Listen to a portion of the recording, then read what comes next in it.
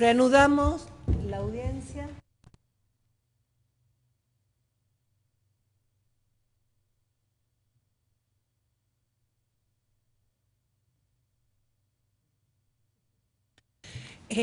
Doctor, tenía la palabra para la réplica.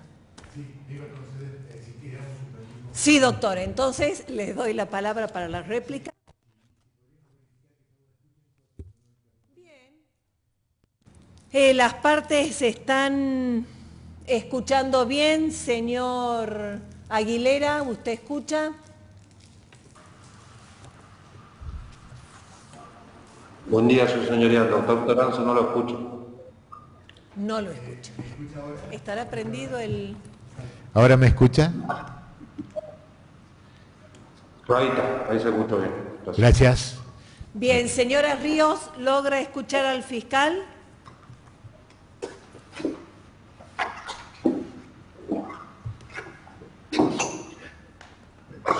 Señora Ríos, ¿me escucha?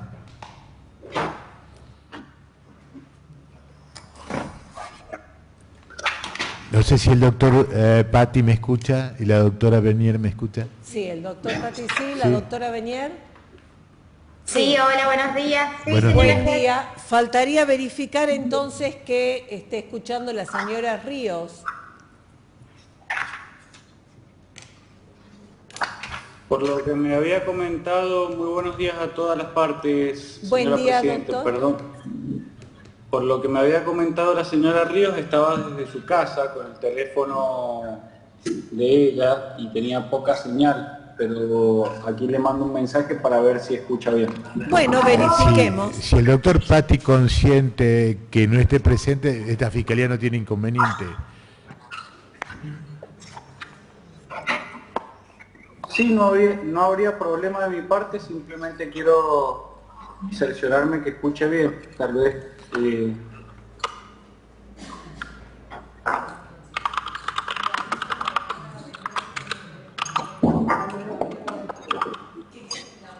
Ahí me confirma que se escucha bien.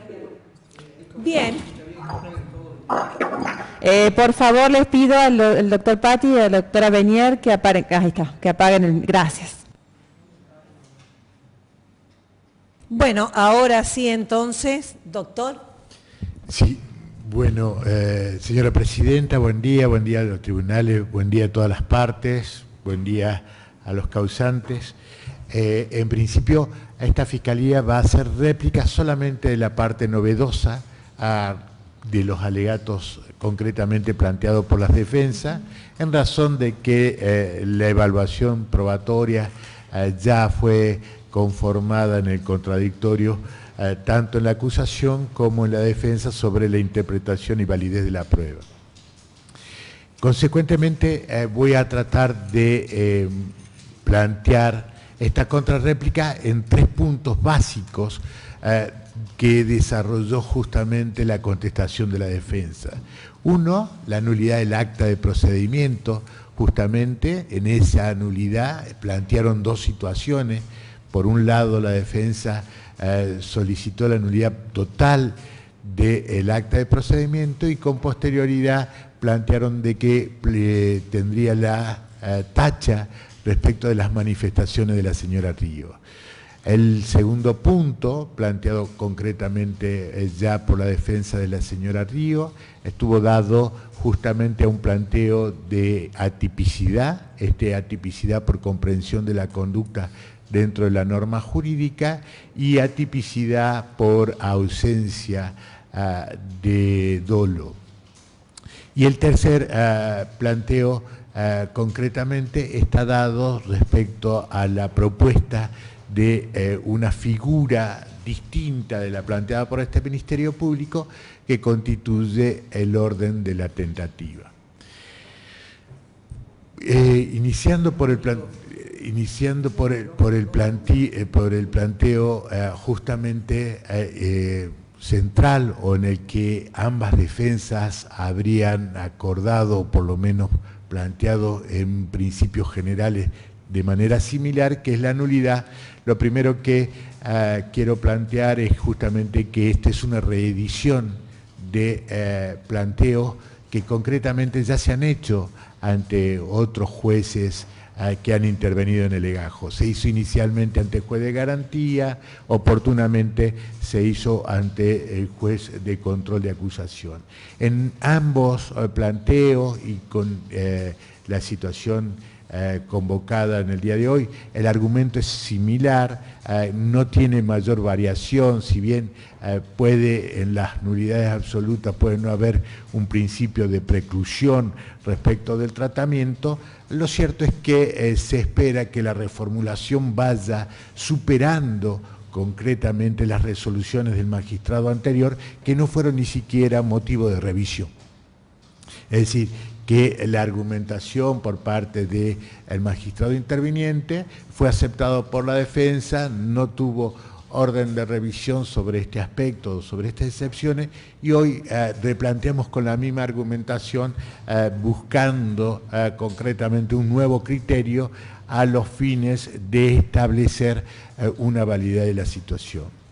En esa enumeración de fundamentos que concretamente ha hecho la defensa, ha planteado de que este Ministerio Público se ha manifestado con falsedad, que no ha sido objetivo, que concretamente no ha tenido en cuenta el orden probatorio ni la situación y que ha tergiversado o parcializado la prueba.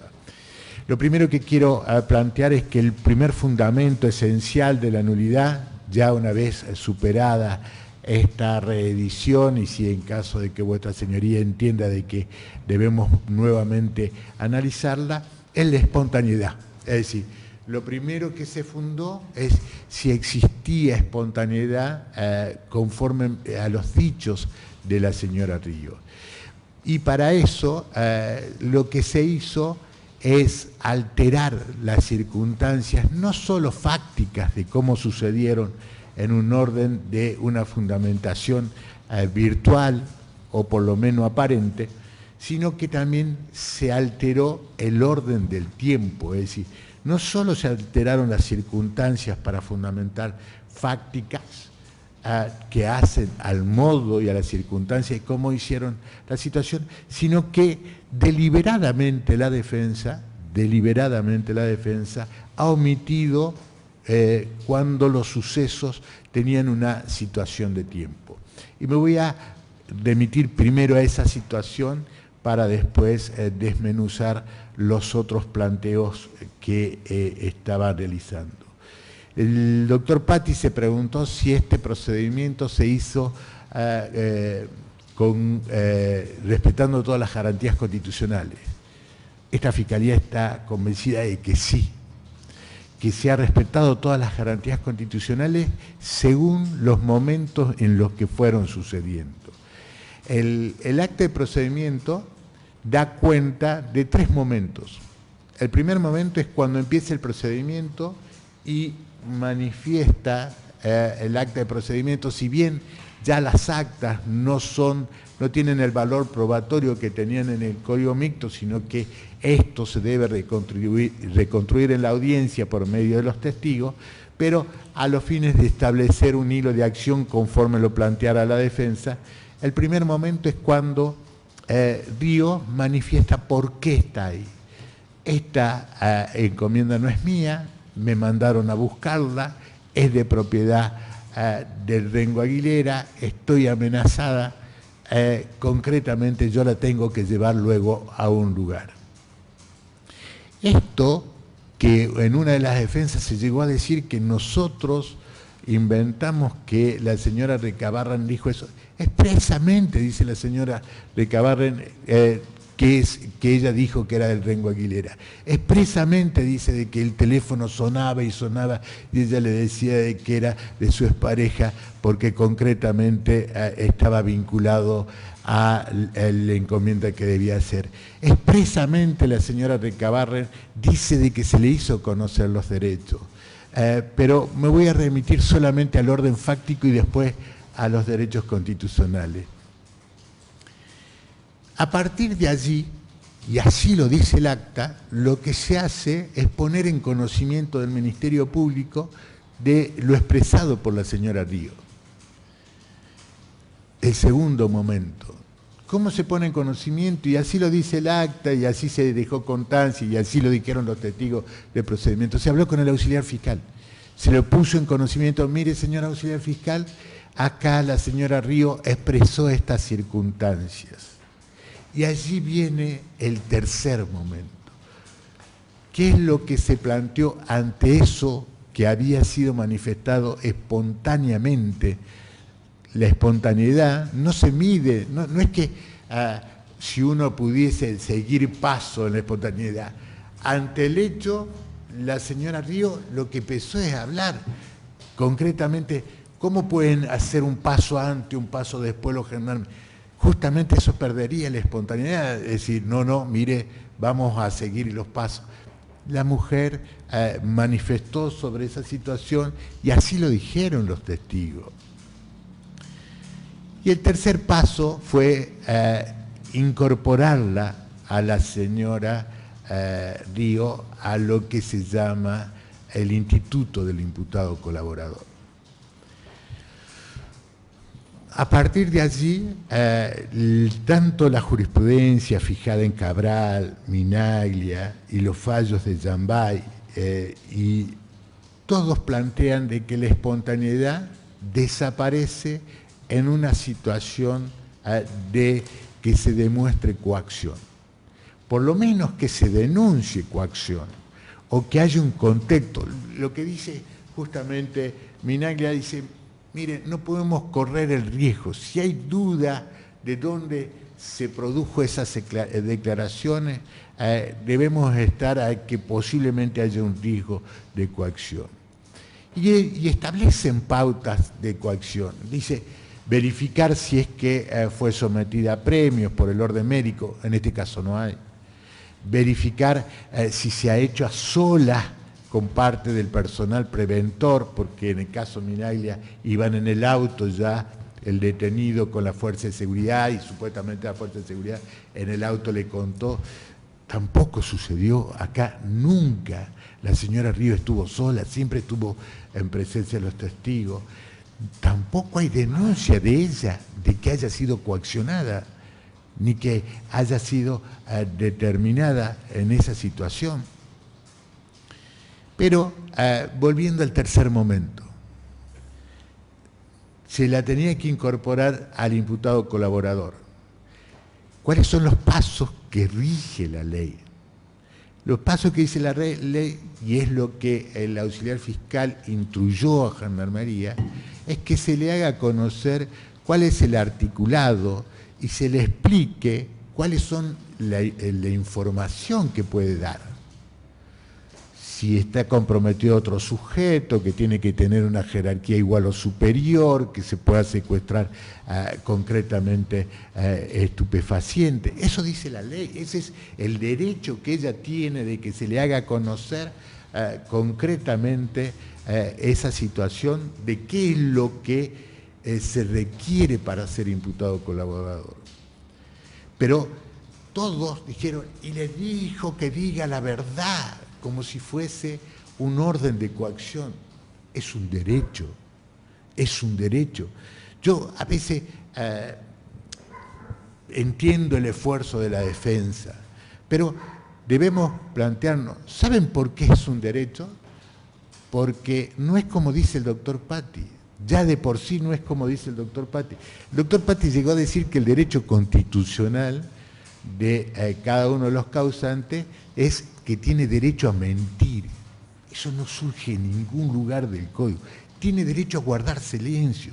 No puede la norma jurídica darle la facultad de mentir. Pero acá no estábamos discutiendo ni siquiera si podía mentir, estábamos discutiendo si podía ser imputado colaborador. Nuestra regla principal en el orden jurídico es que puede guardar silencio y si miente podrá ser valorado como su comportamiento procesal, pero no siempre. En este caso preciso, la declaración como imputado colaborador tiene una categoría legal especial. ¿Por qué? Porque el mismo artículo 276 bis del Código Penal dice que el imputado colaborador que dé datos maliciosos o concretamente inexactos, podrá ser pasible de otro delito y tiene una pena de 4 a 10 años de prisión, por lo que es un derecho que hay que hacerle conocer a la señora antes de que declare. Mire, se tiene que manifestar con verdad, porque esta declaración es calificada, no es una indagatoria, no, en modo alguno tiene una indagatoria, no es una testimonial. ¿Por qué? Porque no tiene juramento de verdad, pero sí está muy cerca de ser una testimonial, porque se debe expedir bajo verdad, caso contrario va a ser imputado de un delito. Y eso hay que hacerle conocer al imputado. Es una regla establecida dentro del procedimiento. Cuando se hace conocer al imputado y concretamente se le hace conocer de que puede ser imputado colaborador y que puede tener un beneficio en el orden de la pena, hay que hacerle conocer también qué pasa si es que él se expide de forma maliciosa y falsa. Hay que hacérselo conocer, porque evidentemente si la defensa no conoce este tipo penal, mucho menos lo va a conocer una persona común, y es obligación nuestra hacerle conocer de que puede ser pasible de un delito penal. Y acá se explican todas las preguntas. Vieron cuál era el interrogatorio coercitivo que planteaban tanto una y otra defensa. Dice que se le dijo, tiene que contar la verdad, que si no cuenta la verdad se va a perjudicar. Sí, y así lo dice la ley. Si no cuenta la verdad va a ser... Sí, que tiene que contar quién más estaba involucrado. Así lo dice el artículo. Justamente la exigencia para ser imputado colaborador es que no puedo contar otro hecho ajeno. Tengo que contar un hecho relacionado al orden. Puedo contar los que están por debajo y tener esa exención de culpabilidad y ese beneficio contando lo inferior. No, la ley dice que tiene que ser igual o superior en la organización y en la estructura del orden criminal. Y eso es lo que explica las preguntas. Ahora, ¿qué hace la defensa del señor Aguilera? Pone la espontaneidad después de esa situación. La espontaneidad sucedió antes. Y van a ver que es así.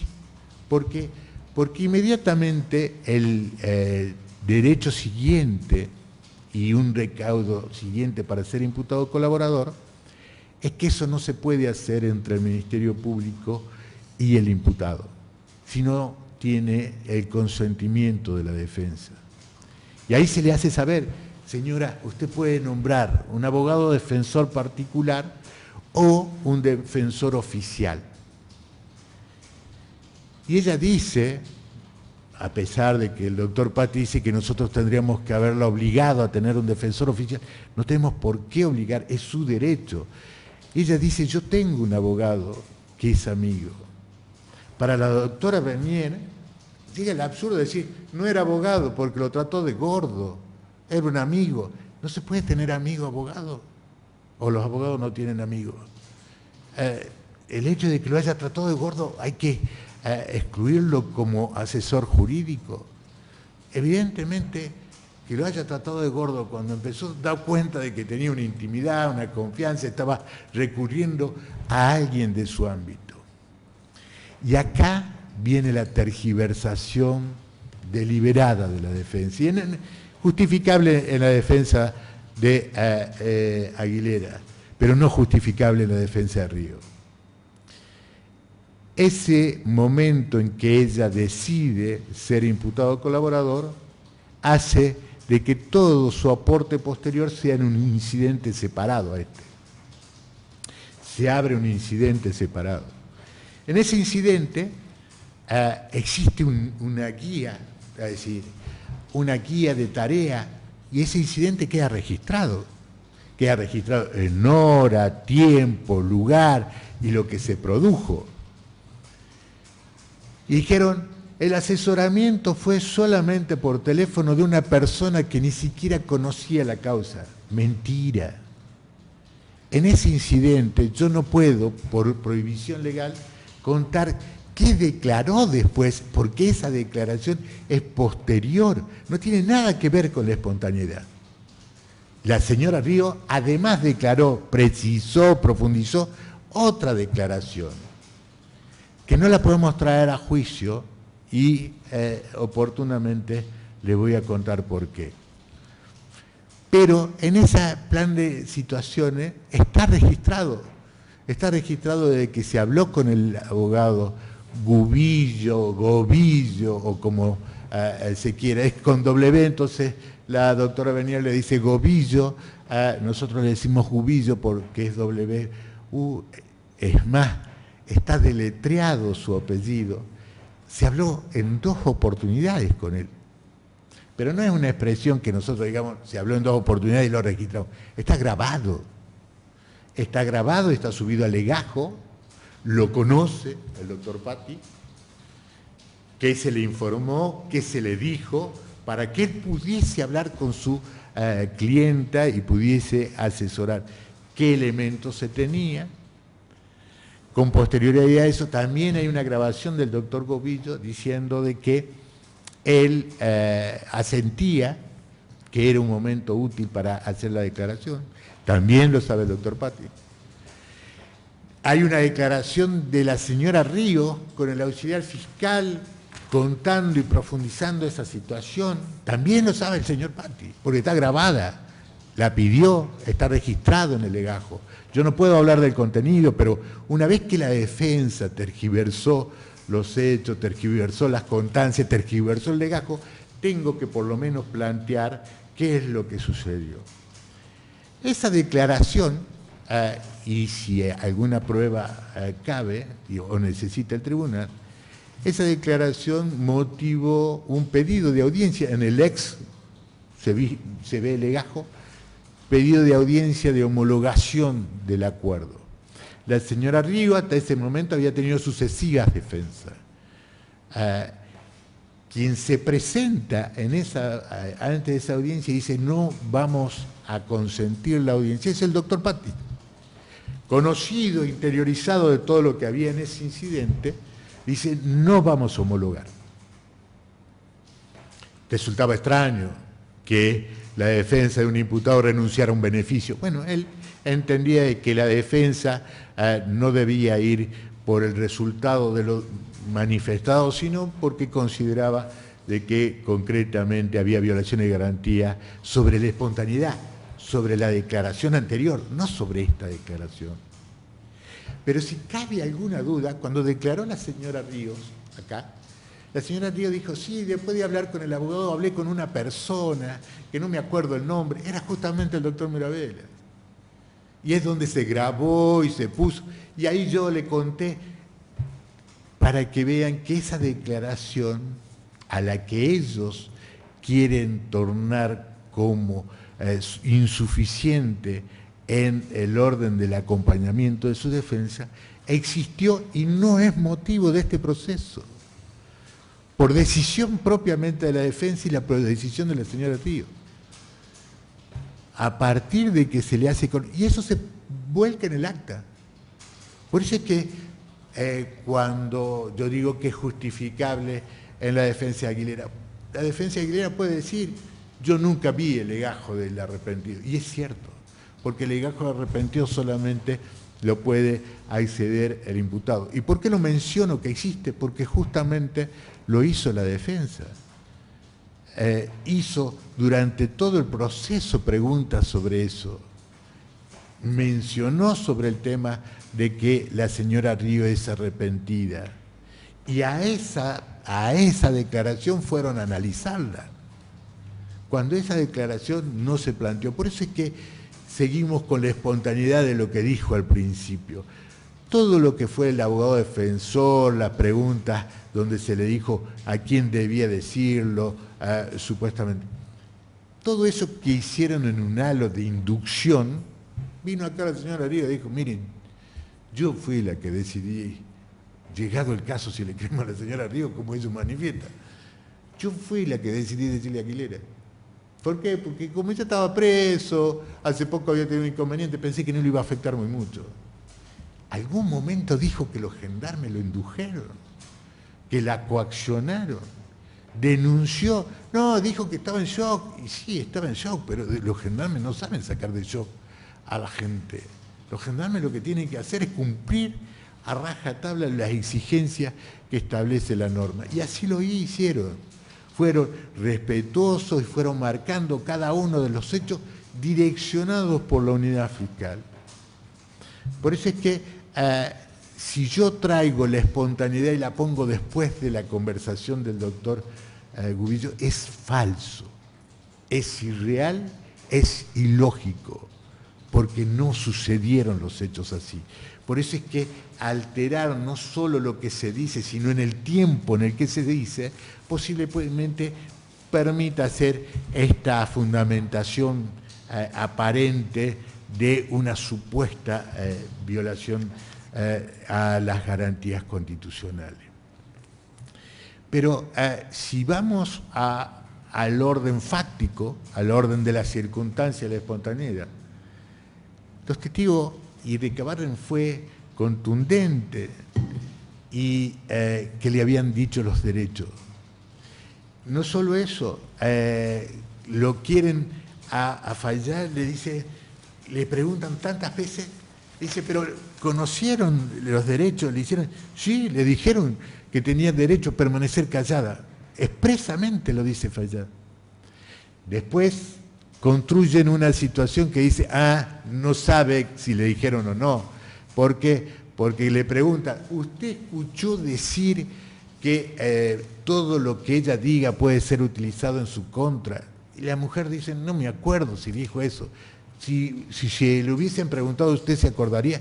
Y sí, dice, pero no, creo que no le dijeron eso, porque no tienen que decirlo, no existe ningún lado que se le diga esa fórmula, si usted no guarda lo que podrá ser utilizado en su contra. ¿Dónde surge eso? Ellos la llevaron a pedirle y a exigir una fórmula al testigo que no es una exigencia del orden legal, ellos solamente tienen derecho a guardar silencio, y así lo dice Fayad, que se lo dijeron. Y así lo reconoce a Recabarren, que se lo dijeron. Fácticamente se hizo. Hay una pregunta sobre la que supuestamente empieza la coacción. Y la mencionaron ambas defensas al unísono en su argumentación. Dice que cuando le interceptan a la señora Río, el gendarme le dice, ¿viniste sola? Como diciendo, esto ya es para ver si ella involucra. Era una cuestión de seguridad. Tengan en cuenta dónde estaban haciéndolo. Estaba todo vidriado, había gente al otro lado, había que entrar los testigos. Mínimamente tiene el gendarme que resguardar a cuántas personas debe custodiar o por lo menos controlar. Fue la única pregunta que le hizo el gendarme a partir de que le empezó a leer todos los oficios y ponerla al tanto. ¿Sabía la señora Río de que estaba en un procedimiento o ella se encontraba en shock, que no entendía ni siquiera cuál era el delito? Porque así fue el planteo inicial. El primer planteo inicial de la defensa fue que no sabía por qué estaba. Se demostró de que a la señora Ríos se le leyó el texto de los oficios dicen que se trata de una causa de estupefaciente, los oficios explican de que es una entrega vigilada, que se está continuando el movimiento de una encomienda. Ella sabía en qué contexto se manifestaba y así lo hizo porque ella quería plantear de que no era la motivadora delito de crimen. Ella lo que quería plantear es, a mí me mandaron a hacer esto y me lo mandó a hacer tal persona. En ningún momento denunció coacción, sino que ella estaba en shock. Ella dice, yo estaba en shock y por eso manifesté esa circunstancia. Estaba tan en shock que hizo un razonamiento de que Aguilera no lo perjudicaría el susdito. Es decir, tenía la rapidez mental para adjudicarle la responsabilidad a alguien que ya tiene conflicto con la ley, pero no para advertir que debía guardar silencio. Ella evidentemente se manifestó en forma espontánea y Recabarren lo fue contando casi con una naturalidad, hasta con un cierto enojo, porque ella también creía que habría que haber hecho otras situaciones. Se llegó a decir que este Ministerio Público no es objetivo porque eligió al señor Aguilera para acusar, dejando de lado otros elementos investigativos.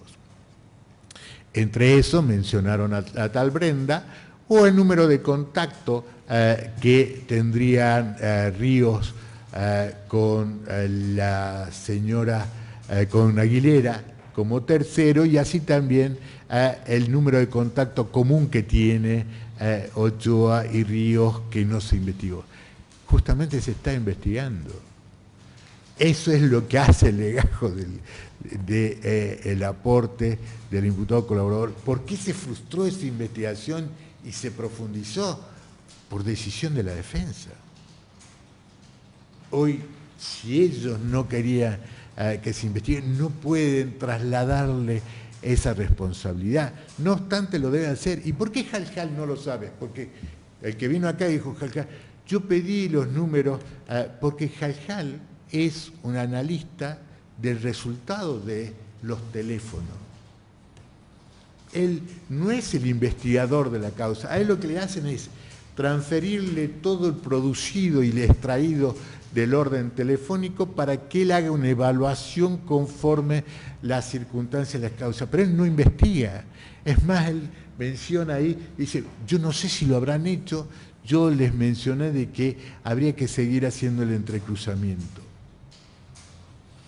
Llegaron a decirle a la defensa de que nosotros no encontramos nada en el WhatsApp porque no existía. Silogismo muy falso. Cuando se hace la extracción, se dice justamente, y en eso hay un acuerdo probatorio sobre, que había cosas que estaban borradas. Mejor prueba de que estaban borradas y que no se pudo extraer, es que pudimos comprobar que había mensaje de texto, que lo reconoce la defensa, entre Ríos y Aguilera, pero no sabemos qué dice el mensaje de texto. ¿Por qué? Porque estaba borrado justamente en el teléfono de Ríos y estaba borrado en el teléfono de Aguilera. Ellos mismos dicen había mensaje de texto y no había nada más. ¿Por qué no había nada más?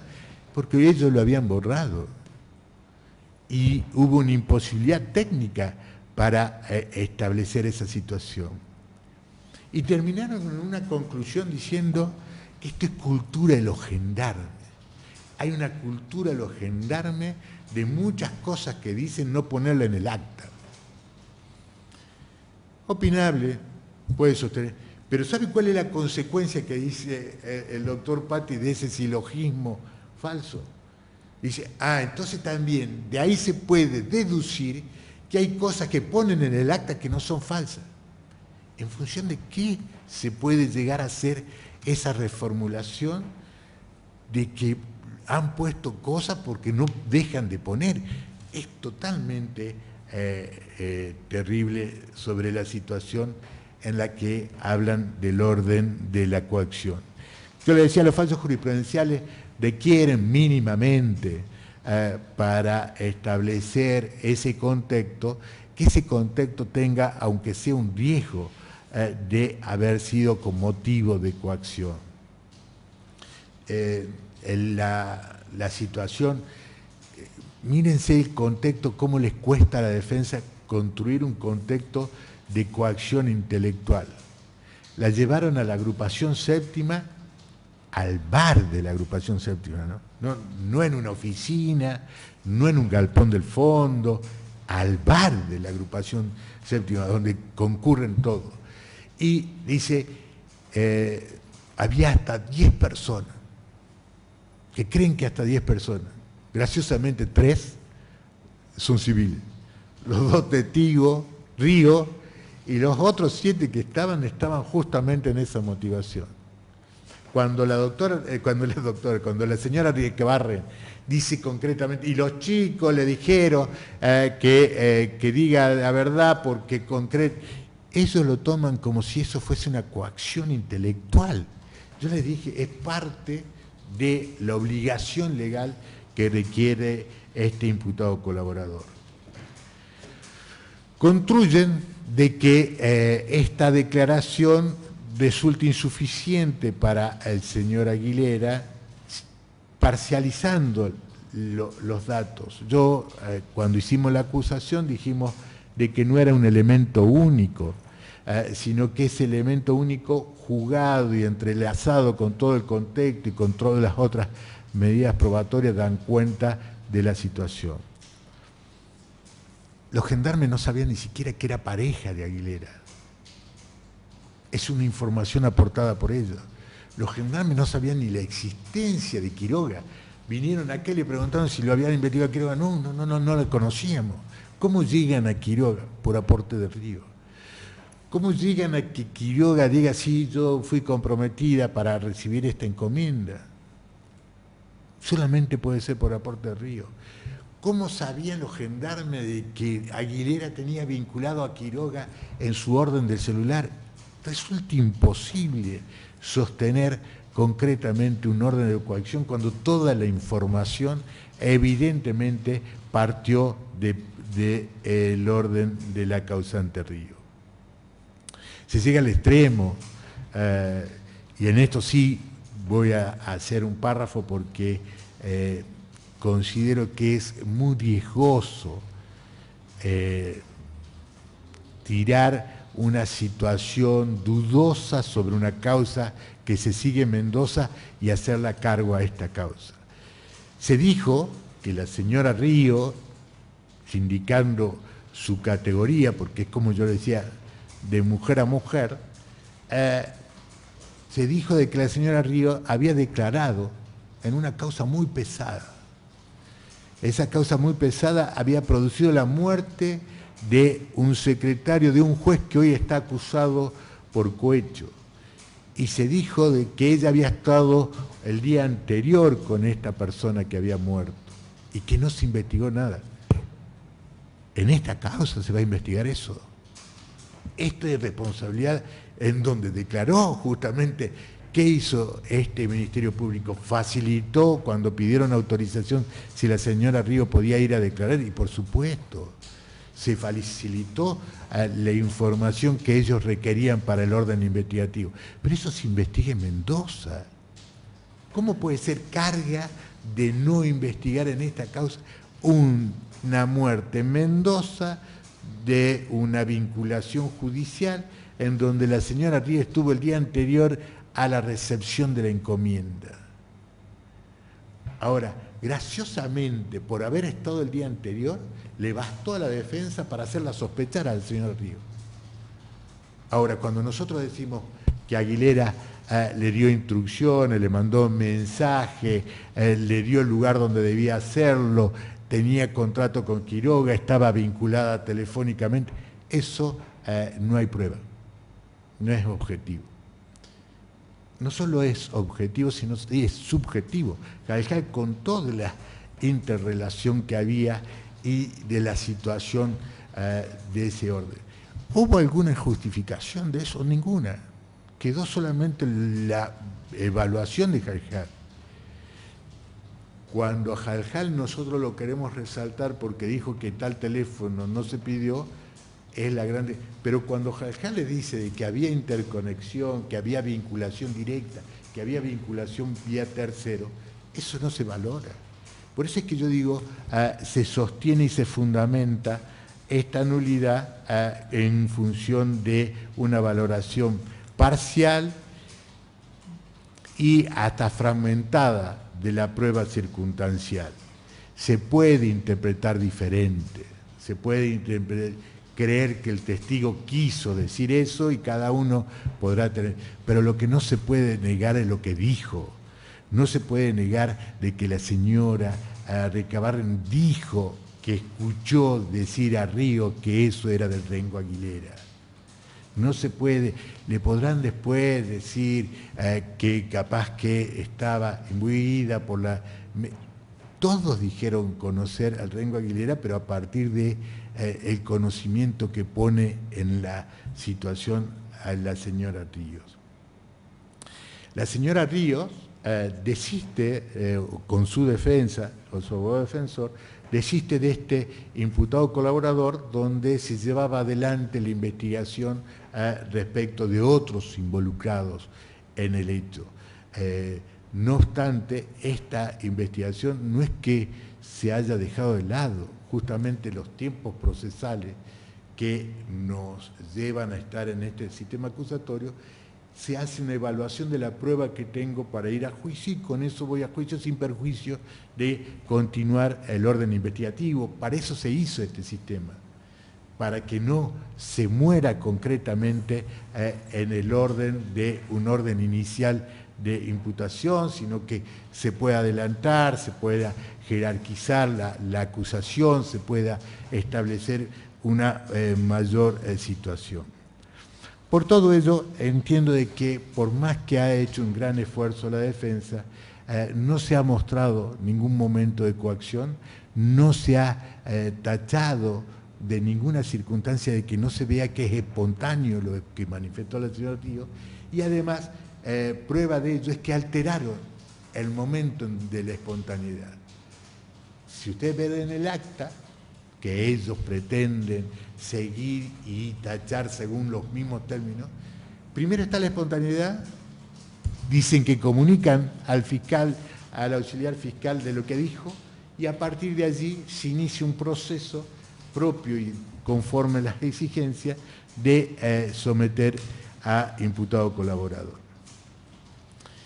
Ese sería, entiendo yo, suficiente como para plantear de que no existió una violación de garantía y que el personal preventor obró conforme al marco legal que le exige y se desarrolla. Fue tan espontáneo la fuerza de seguridad y por eso es que resultan exageradas las expresiones de que tienen una cultura de agregar cosas, que ni siquiera se pusieron de acuerdo para plantear alguna situación. Acá vino Rodríguez y dijo, a mí me tocaba estar en la cámara, yo estaba de este lado, y cuando le dijeron, fue a verlo afuera, no, yo no fui, debe haber sido otro gendarme, pero eso no quita de que hubiese situaciones o poner situaciones como reales en el orden de la realización. El segundo punto planteado por parte de la defensa fue la tipicidad. Y en eso la defensa de Ríos planteó una situación, construyó una situación sobre el orden de la consumación del delito de transporte. Citó un fallo justamente de la Cámara Nacional de Casación y en eso un voto de la doctora Ana María Figueroa, donde ella misma dice de que el delito de transporte es de consumación permanente. El caso al que le refería justamente la doctora Ana María Figueroa en ese fallo es que si se sigue moviendo la droga y se sigue trasladando, se sigue constantemente consumando en las distintas jurisdicciones por las que pasa. En ningún momento dijeron que era de resultado. El delito de transporte no requiere llegar a destino. Es decir, ni el fallo que citaron, ni el fallo de los que luego mencionó, en ese que se planteó justamente en el tribunal oral, del beneficio de la duda de quien transportaba marihuana. El beneficio de la duda es si sabían que era para, más allá para incorporarlo al comercio y que no eran para consumo personal, porque eran cigarrillos. Pero en modo alguno, ningún fallo, ningún orden jurisprudencial convierte al delito de transporte en un delito de resultado que tenga que llegar a destino para su consumación. Es más, se dice que el mero traslado aún tiene consumación fugaz e instantánea por el simple movimiento, porque lo que había que acreditar en ese movimiento, en esa relación subjetiva y objetiva entre el sujeto y la droga, es que la droga es la que necesitaba moverse y no él. Y eso construyeron todas las fallos jurisprudenciales, es decir, Cuando yo tengo droga en el bolsillo y me voy a trabajar y llevo la droga porque tengo que ir a trabajar y me detienen, en realidad eso no sería transporte porque el que se tenía que mover era el imputado y no lo iba a dejar en su casa porque tenía miedo de que la familia lo haga. Entonces la movilidad está dada en función del destino del actor, no de la droga. Pero cuando la droga es la que debe trasladarse y debe tener un movimiento, queda claro de que es un delito de transporte y esa relación subjetiva y objetiva se construye a partir de este movimiento. Acá no cabe duda que la droga era la que se debía mover porque la despacharon por encomienda, la mandaron hacia Mendoza y la droga tenía que llegar a Mendoza. Ahora, ¿cuándo se consuma esa situación? En el mismo momento en que se empieza a trasladar a partir de su despacho. Todos fueron coincidentes en sostener que Ochoa despachó esa encomienda, averiguó por esa encomienda, existe coincidencia entre su teléfono y la encomienda y sus datos personales. Y lo que plantea el doctor Patti es que como la droga no llegó a Mendoza, no se habría consumado. Falso, es una construcción virtual de que el delito de transporte ya se había consumado una vez que se interceptó esa encomienda en Cabeza de Buey. Adviértase que entre Tartagal y Cabeza de Buey hay mucho más de 250 kilómetros. Por lo que hubo un transporte consumado en el orden de realización. Planteó la tipicidad de la conducta de recepción. Dijo, no recibió droga. Nunca nadie planteó el hecho de la recepción como elemento propio del tipo y del verbo para su consumación. ¿Por qué? Porque no solo no sería atípico, sino sería imposible. Es un delito imposible plantear que en el momento de la recepción se puede hacer. ¿Por qué? Porque ya esa droga está en poder del Estado. Ya fue controlado, aun cuando hubiésemos mandado todo el cargamento. Es más, el doctor Patti dice, si hubiesen dejado una porción, también sería delito imposible. Si hubiésemos mandado todo, también sería. ¿Por qué? Porque es como tener el control de toda la situación de la acción y exigir que esa situación se plantee. Esto se resolvió ya en 2 casos que llegaron a casación, que en realidad es una derivación del mismo caso, pero me voy a remitir al orden histórico, el caso Cementilli, el caso Ortiz, son entregas controladas hechas dentro del código anterior y se estableció justamente de que el compromiso está en el inicio de ese orden afectivo. Pero aún con este código ya tenemos fallo de casación sobre esa situación. Hemos tenido el caso Liquitay, el caso Quispe. En el caso Liquitay quizás Quispe es una derivación de Liquitay porque era una parte dentro de la estructura que se adjudicó la responsabilidad con posterioridad porque se detuvo con posterioridad. Eso da la pauta para quienes dicen de que esto quedó cerrado. No, justamente en Liquitay se llevó luego a Quispe porque se siguió investigando respecto de los otros posibles involucrados.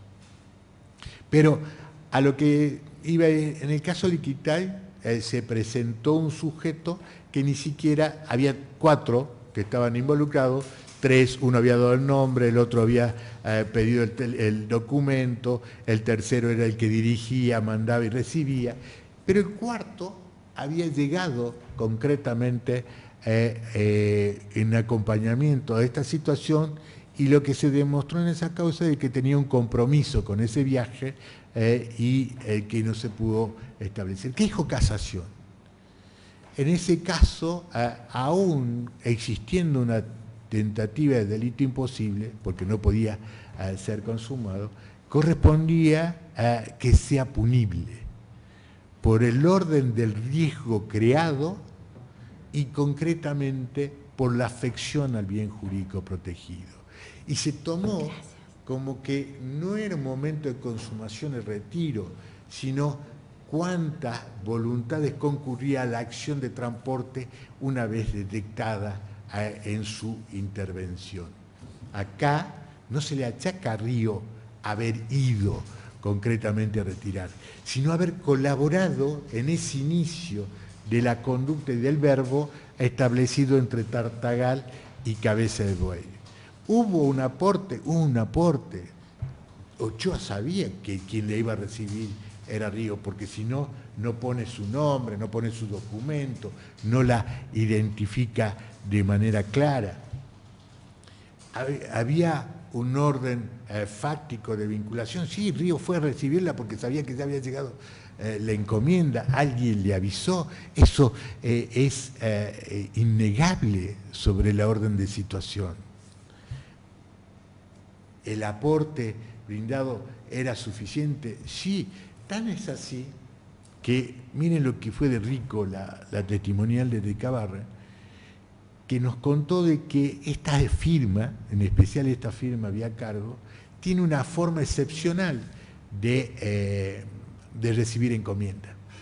Dice, también se puede recibir por parte de tercero. Yo podría recibir por parte de tercero y concretamente venir con una autorización y fotocopia del documento de identidad de la persona que lo estableció. Acá no, acá se decidió que quien desde un momento fuera el destinatario fuera la que fuera a recibir. Lo único que se hizo es comprobar esa veracidad del dato del destinatario que ya estaba en la encomienda aún antes de ser descubierta en Cabeza de Buey. Pero se planteó una situación, dice, atipicidad por falta de dolo. Así lo construyó el doctor Patti. Si bien uno en la mínima enunciación pareciese contradictorio porque la tipicidad hace a una previsión o límite del orden jurídico, el dolo hace a un nivel de grado de culpabilidad, pero si nosotros tuviésemos planteado, y supongo que en ese orden de la teoría objetiva de imputabilidad, podríamos decir de que la construcción de la tipicidad se debe a la jerarquía, profundidad o entidad del dolo o el riesgo creado por parte del imputado. Y él planteó de que la ausencia de dolo volvía atípico y dijo que había una doble falencia, que desconocía lo que traía y que no sabía por qué tenía que ir a recibirlo. Por eso digo, siempre construyendo su declaración en función del aporte probatorio que hizo la defensa. La defensa trajo una hipótesis acá, la trajo a la señora Río a declarar. Esta misma defensa la trajo a la señora Río a declarar. La señora Río, cuando vino a declarar, lo primero que dijo es: a mí me contrataron para recibir la encomienda. Adviértese que hasta la otra defensa también cargó sobre esa situación, porque dijo, no solo la contrataron, sino que cobró. Le secuestraron 11.000 pesos y iba a cobrar 10.000. Quiere decir que en esa situación le cargó a la situación, ¿no? Pero el doctor Patti plantea, no hay ni dolo directo ni dolo eventual. Dice, entonces uno se pregunta cómo se construye un dolo eventual y dice que las circunstancias concomitantes le permitan imaginar al actor de que ha emprendido una acción delictiva determinada. ¿Y cuáles son las circunstancias concomitantes de la señora Río? La contrataron para recibir una encomienda. ¿Quién contrata para recibir una encomienda? Y alguien que no puede ir. Entonces dice, mirá, tengo un orden laboral, un compromiso, no puedo ir. Y así podría haber hecho, como decía la señora Recabarren.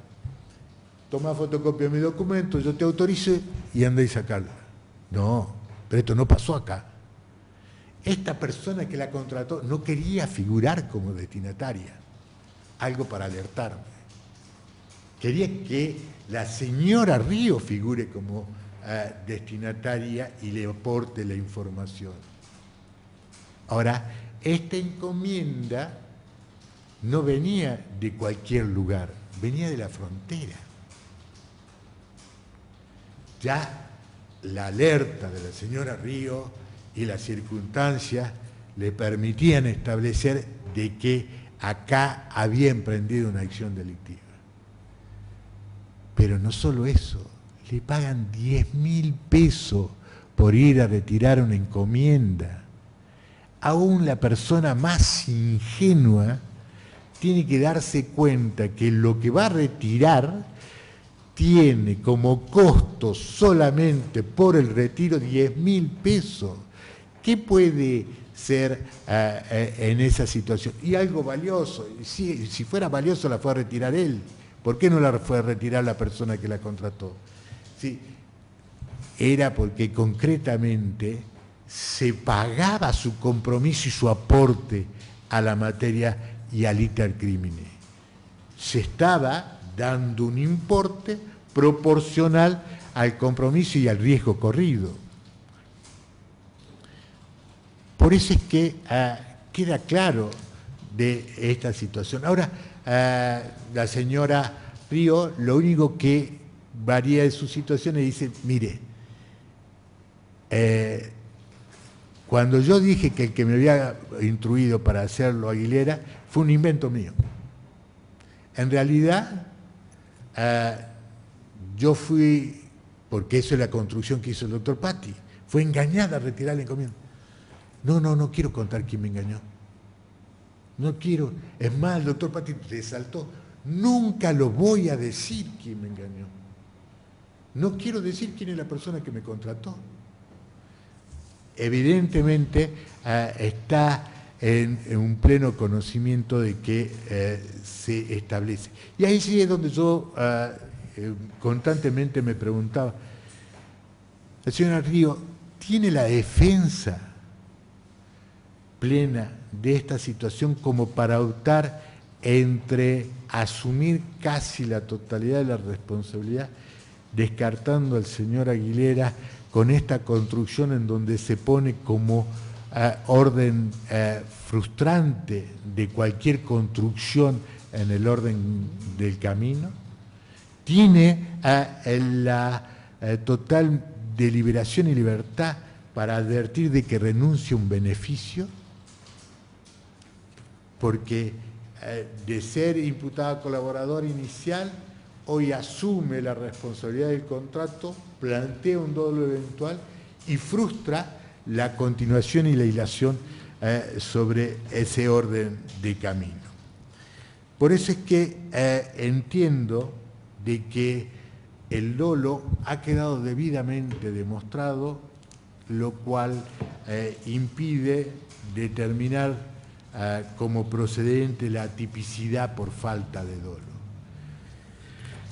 En ese orden de planteo es que yo le decía, voy a solicitar, se rechace la nulidad planteada tanto por la defensa del señor Aguilera como por la defensa del señor Ríos, porque no existe violación de garantía constitucional alguna respecto del procedimiento efectuado por la Gendarmería Nacional al momento de la detención de la señora Ríos. Fuerza de Seguridad ha obrado conforme a derecho y concretamente se ha pretendido la utilización, más allá de esa herramienta especial de la entrega controlada que por todos es admitida, si bien no en el orden de la consumación, del imputado colaborador que ha sido frustrado a pedido de la defensa y de la señora Ríos. Eso justifica la última parte de esa acta de procedimiento que se establece. También va a solicitar el rechazo concretamente de la situación de atipicidad planteada por el doctor sobre el orden de la consumación. Ya he explicado que existen fallos jurisprudenciales de que la entrega controlada no establece una necesidad de resultado porque el tipo penal no lo requiere, al resultado de destino. Hace